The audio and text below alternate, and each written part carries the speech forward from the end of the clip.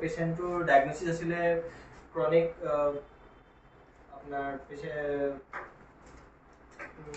Chronic আপোনাৰ পেণ্টিকাছ ভালগাৰিছ আছিলে।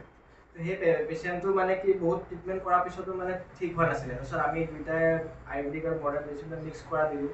তাৰ লগতে ডায়েট লিষ্ট এটা ফ'ল' কৰিব দিলোঁ। সেই ডায়েট লিষ্ট ফ'ল' কৰি তেওঁ এতিয়া বহুত ভাল পাইছে আৰু এতিয়া আজি ফ'ল' আপত আহিছে।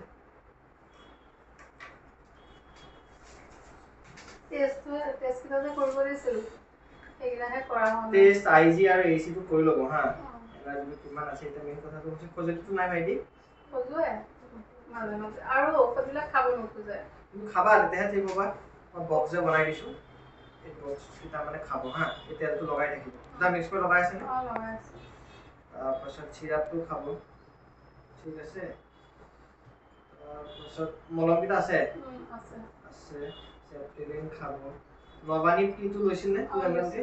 এতিয়া এটা কাম কৰি ল'লে এইটো 2 ml কে কণ্টিনিউ খাই থাকিলে হ'ব। 2 ml বেজি বেছিকৈ খালে হ'ব হা। খাব নালাগে।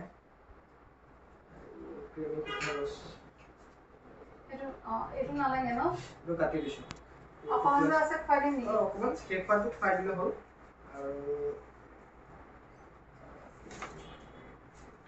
এটা কাম কৰোঁ।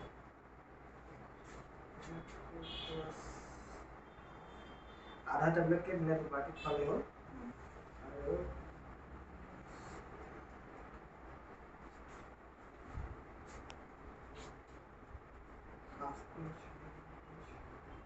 বটলটো যে আছে বটলটো খাব লাগিব, তাৰ লগতে বেলেগ এটা মেডিচিন দিছোঁ হা।